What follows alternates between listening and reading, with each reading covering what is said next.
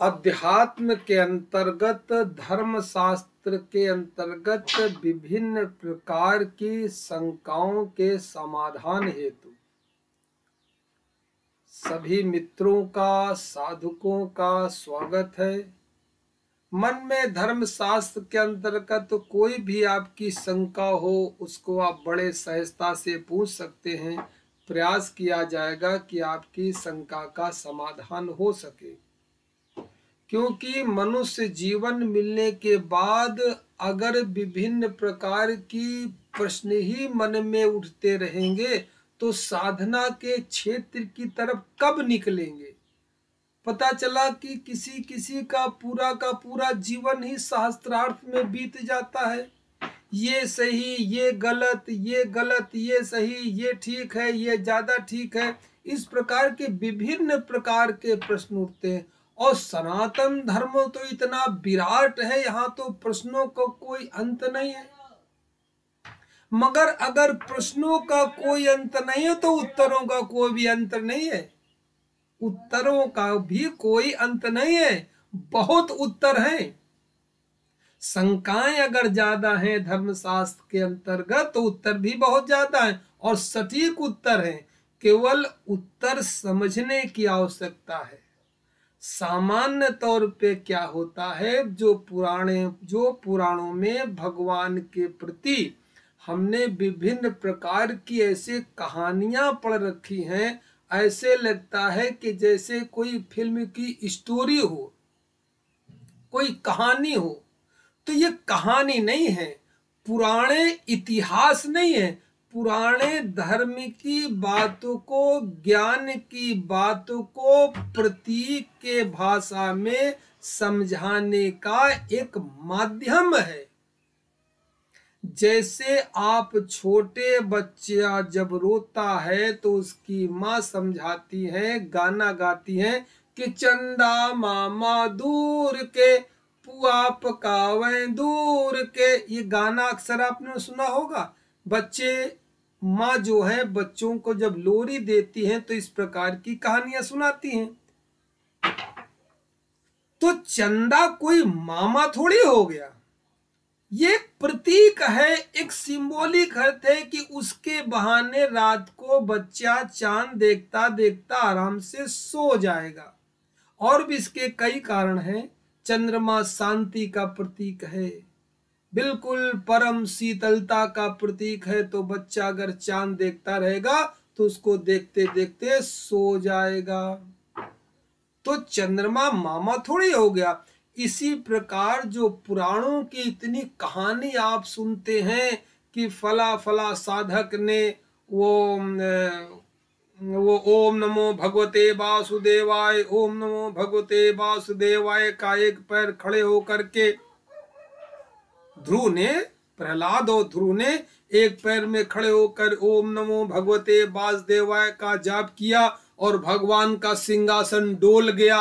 भगवान ने क्या आकर के साक्षात प्रकट हो गए और उसको दर्शन दे दिया। ये जो कहानियां आपने पढ़ी हैं, ये कहानियां बिल्कुल इसी तरह नहीं है जैसी आपने पढ़ी है, जैसी आप समझते हैं। ये प्रतीक शास्त्र है।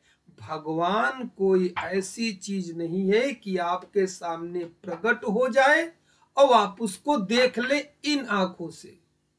चर्म चक्षुओं से भगवान तो कभी दिखाई ही नहीं पड़ता है।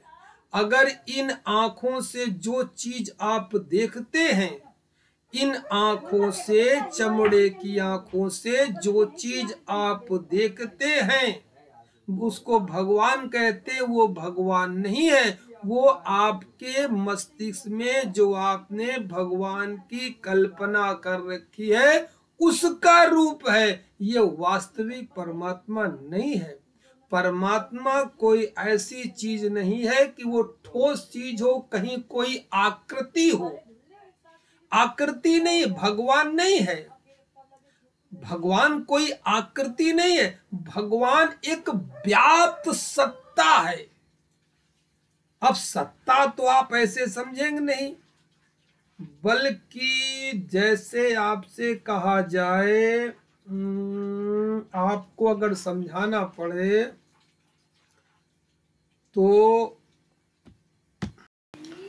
इसको ऐसा समझ सकते हैं कि परमात्मा कोई ठोस चीज नहीं है, वो व्याप्त सत्ता है। जैसे उदाहरण तो देना बहुत कठिन है, मगर आप ऐसे समझ सकते हैं कि जैसे वायु है, वायु एक संगठित नहीं है, वायु व्याप्त है, हर जगह वायु व्याप्त है, पूरे हर जगह वायु पूरी पृथ्वी के अंदर व्याप्त है। वायु का उदाहरण देना सही नहीं है, चूंकि वायु को थोड़ा सा इशारा किया जा सकता है कि व्याप्त किसे कहते हैं, जो सर्वत्र फैला हो, कण कण में विद्यमान हो। तो वायु के उदाहरण को लेके थोड़ा सा समझ सकते हैं। अब वायु में कमी है, वायु में मान लिया कोई एक गोल पत्थर का टुकड़ा है, तो उसके अंदर तो हो नहीं सकती वायु, मगर परमात्मा हर जगह व्याप्त है, कण कण में है वो। मगर ये बात तभी समझ में आएगी जब आप अतीन्द्रिय से इसको समझेंगे। ये परमात्मा का जो ज्ञान है अतीन्द्रिय ज्ञान है, यानी मेरी जो 5 कर्मेंद्रियां होती हैं, 5 ज्ञानेंद्रियां होती हैं, इनसे जो आप अनुभव करते हैं वो परमात्मा की सत्ता का अनुभव नहीं कर सकते हैं। जैसे हमारा आंखें हैं, कान है, नाक है, जीभ है, त्वचा है, और फिर हमारे हाथ हैं, पैर है, मुंह है, गुदा है, जैनेन्द्रिय है। इस प्रकार की जो 5 कर्मेंद्रियां हैं और 5 ज्ञानेन्द्रियां हैं, इस प्रकार की न तो इन 5 कर्मेंद्रियों से और न तो 5 ज्ञानेन्द्रियों से, इनसे परमात्मा सत्ता का अनुभव नहीं हो सकता है। अब इनसे ऊपर चल करके, इनका ओवरलेप करके, इनसे ऊपर चल के एक इंद्रिय होती है जिसे कहते हैं अतीन्द्रिय, यानी इन इंद्रियों के जो ऊपर है 5 कर्मेंद्रियां, 5 ज्ञानेंद्रियां, इनसे जो इनको जो पार कर जाता है, वहां जब इंद्रिय जो है, जिस शक्ति से इन 10 को पावर मिल रही है, वो इंद्रिय जब सक्रिय होती है, उस इंद्रिय से परमात्मा सत्ता का अनुभव किया जा सकता है। वो इंद्रिय सब कुछ जानने, सब कुछ महसूस करने में समर्थ है। धर्म शास्त्र की जितनी भी पूजा पाठ जप तप होते हैं, वो अपनी छठी इंद्रिय यानी 6th सेंस पावर को जगाने के ही उपाय हैं। उसी के अंदर कुंडलिनी महाशक्ति आती है, उसी के अंदर ध्यान साधना आता है, उसी के अंदर अजपा जप आता है। इन सब का अभ्यास करते करते करते करते जब हम समस्त इंद्रियों को सिकोड़ करके बैठ जाते हैं, यानी जो मेरी 5 ज्ञान इंद्रियां हैं, 5 ज्ञान इंद्रियां हैं, 5 कर्म इंद्रियां हैं, इनको भीतर सिकोड़ करके कछुए के तरह बैठ करके चुपचाप बैठ जाते हैं। सिकोड़ने का मतलब ये नहीं कि बिल्कुल कुछ सिकोड़ लेना, मतलब कहने का ये ऐसा समझिए जैसे कछुआ अपने हाथ पैरों को सिकोड़ लेता है, तो योग का साधक, ध्यान योग का साधक जब ध्यान करता है तो अपनी समस्त इंद्रियों को भीतर सिकोड़ करके चुप शांत हो जाता है, और शांत होने के बाद वो अंतर यात्रा करता है। तो अंतर यात्रा करते करते करते करते उसकी सक्सेंस पावर, छठी इंद्री धीरे धीरे सक्रिय होने लगती है, और उसके सक्रिय होने पे उसे अज्ञात में झांकने की शक्ति मिल जाती है, अतीन्द्रिय ज्ञान पैदा हो जाता है। भविष्य में झांकने की क्षमता मिल जाती है। वो अपना तथा दूसरे का भविष्य भी जान सकता है। भविष्य के गर्ते में वो पहले से ही झांक सकता है। ये सारी की सारी बातें सिक्स सेंस पावर जगने के बाद होती है। एक दयाबाई है, उनके 4 लाइन है। दया करी गुरुदेव ने कूरम को व्रत ले, सब इंद्रिन को रोक कर सूरत श्वास में दे। दयाबाई कहते हैं कि इस ज्ञान की प्राप्ति के लिए मेरे गुरुदेव ने मेरे ऊपर बड़ी कृपा किया है कि हमको वो विधि बता दिया है कि कछुए की भांति अपनी समस्त इंद्रियों को सिकोड़ करके और अपनी सुरती को आती जाती श्वासों में लगाना सिखा दिया है, जिससे धीरे धीरे अंतर ज्ञान प्रकट होने लगता है और छठी इंद्री सक्रिय होने लगती है। दया करी गुरुदेव ने कूरम को व्रत ले, सब इंद्रिन को रोक कर सूरत श्वास में दे। हृदय कमल में सूरत धरी अजप जपे जो को, विमल ज्ञान प्रगटे तहाँ लख मख डारे को।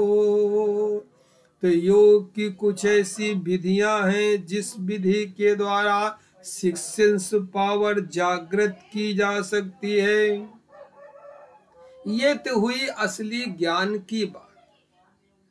अब इसमें जीव ज्ञान तो यही है, मगर हम अनजाने में या मतलब हमको मालूम नहीं है, कुछ भी कह लीजिए आप, हम जो सामान्य घर में पूजा पाठ जब तप यज्ञ सब करते रहते हैं, उनसे तो होना तो चाहिए, ये होता नहीं है। बल्कि अपनी आजकल की पूजा पाठ में इतने हम परेशान हो जाते हैं, खिचड़ी सी बन जाती है कि समझ में नहीं आता क्या करना चाहिए और सब कुछ करने लगते हैं।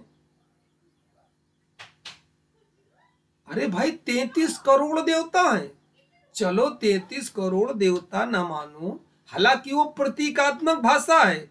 जब आप प्रश्न उत्तर करेंगे तो धीरे धीरे आपको उत्तर मिल जाएगा। 33 करोड़ देवता नहीं, मगर सामान्य रूप से राम है, कृष्ण है, दुर्गा है, हनुमान जी हैं, बजरंगबली हैं, काली हैं, राधा रानी है। इतने ही घर में देवी देवता सबके होते हैं। सबकी अगर चालीसा पढ़ी जाए, आरती किया जाए, भोग लगाया जाए, तो सारा का सारा समय तो इसी में चला जाता है। और सारा का सारा ये जो मेरा पूजा पाठ है, सब मेरी 5 कर्मेंद्रियां और 5 ज्ञान इंद्रियों के द्वारा ही संपन्न होता है। इससे वास्तविक परमात्मा की सत्ता का संबंध डायरेक्ट नहीं है। इससे इस प्रकार की पूजा पाठ करने में सब मिला जुला करके हम गड्ढ मड्ढ बना करके बाबा जी की खिचड़ी तैयार कर लेते हैं। और क्या होता है? खिचड़ी क्या होता है? ना इस देवता का स्वाद, ना इस देवता का स्वाद, सब आपस में मिल गया और परेशान अलग हो जाते हैं। काम धंधे वाले आदमी है, ड्यूटी जानी है, बिजनेस जाना है, विद्यालय जाना है और साथ में पूजा पाठ भी करनी है। जल्दी चौपाई पढ़ ली, हनुमान चालीसा पढ़ लिया, शिव चालीसा पढ़ लिया, दुर्गा चालीसा पढ़ लिया, और अगर बीच में कोई भूल गए तो मन में शंका बनी रहती, अरे आज तो दुर्गा चालीसा भूल गए तो कहीं कोई अनिष्ट न हो जाए। तो रास्ते में चल रहे हैं तो भी बड़बड़ाते हुए, हमने देखा लोगों को बड़बड़ाते हुए मानसिक दुर्गा चालीसा करते चले जा रहे हैं और मन में शंका हो गई है कि आज छूट जाए, कोई नुकसान न हो जाए। इस प्रकार के इतने ज्यादा उलझने हैं धर्म क्षेत्र के अंतर्गत कि आदमी कंफ्यूज रहता है कि पूजा क्या होती है, कैसे होती है, भगवान क्या होता है, कैसे उसका अनुभव इस मानव योनि को प्राप्त करने के बाद किया जा सकता है।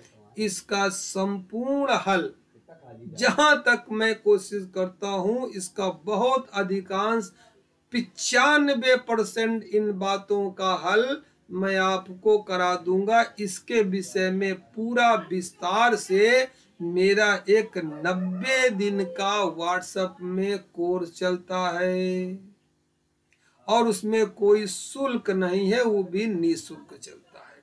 तो पहले तो मैं आपको ये बताने का प्रयास करूंगा कि परमात्मा क्या है, क्यों है, कैसे होता है। भाई आपने जिसको परमात्मा मान रखा है, शंकर जी हैं, दुर्गा जी हैं, रामचंद्र जी हैं, हनुमान जी, इनका भी तो कोई परमात्मा होगा, इनको भी तो किसी ने पैदा किया होगा। वो कौन है, उसके उपासना कैसे की जाए, इस प्रकार की विस्तार से चर्चा की जाएगी। साथ में गृहस्थ लोग हैं, वो पूजा पाठ इसलिए करते हैं कि मेरे दिन ठीक हो जाए, मेरा समय ठीक हो जाए, मेरा धंधा अच्छा हो जाए, बच्चा अच्छा पढ़ लिख जाए, शादी हो जाए, घर के कलेश दूर हो जाए।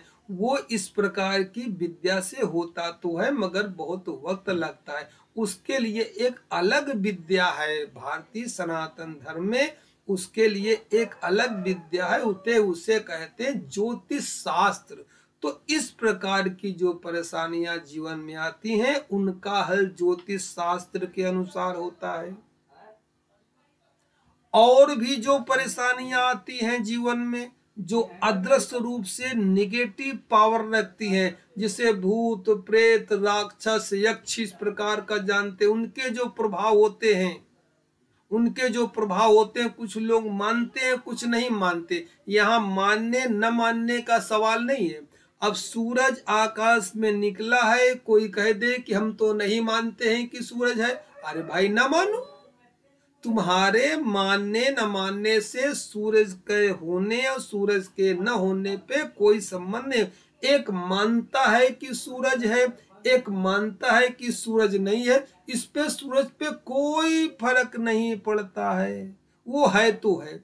इसी तरह ये यक्ष हैं, किन्नर हैं, राक्षस हैं, बेताल हैं, पिशाचनी है, डाकनी है, शाकनी है, ये अगर इनके नाम है तो इनकी भी सत्ता अलग होती है, जिस विद्या को कहते हैं तंत्र शास्त्र।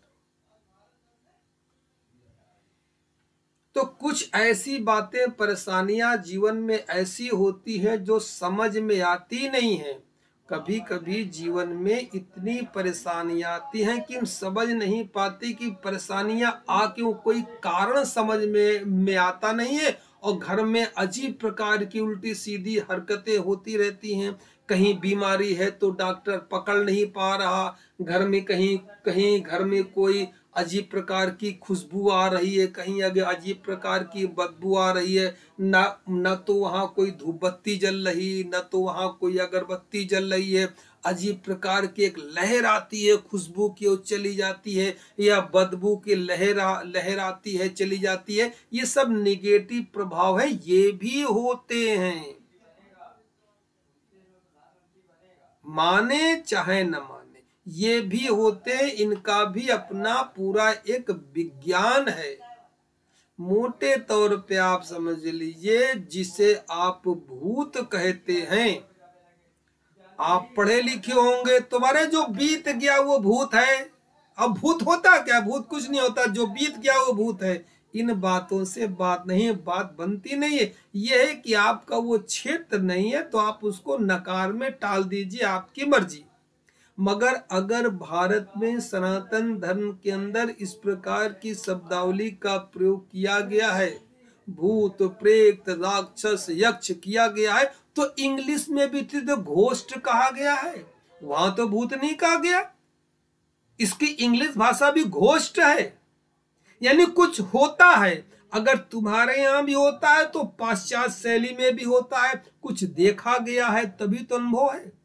तो दुनिया में सब होता है। तो इस प्रकार के अगर कोई शंका समाधान मन में है, उसका भी आप प्रश्न पूछ सकते हैं। उसका निवारण करना चाहते हैं तो भी आप प्रश्न पूछ सकते हैं। ज्योतिष संबंधी कोई प्रश्न पूछना है, कोई चर्चा करनी है, वो भी पूछ सकते हैं।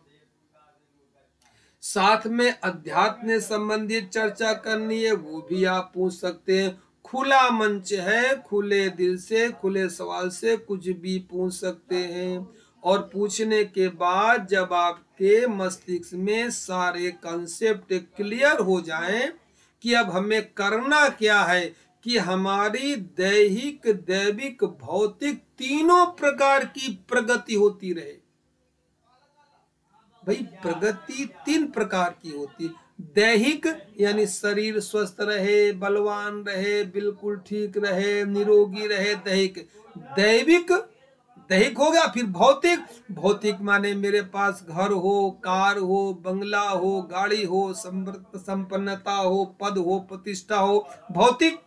दैहिक, भौतिक और दैविक। दैविक माने परमात्मा की ओर से हमें आशीर्वाद मिलता रहे, ब्रह्मांड की ऊर्जा हमारा हर काम में, सांसारिक कृत्य में सहयोग करती रहे, हम सांसारिक जीवन भी जीते रहे और आनंदित भी रहे।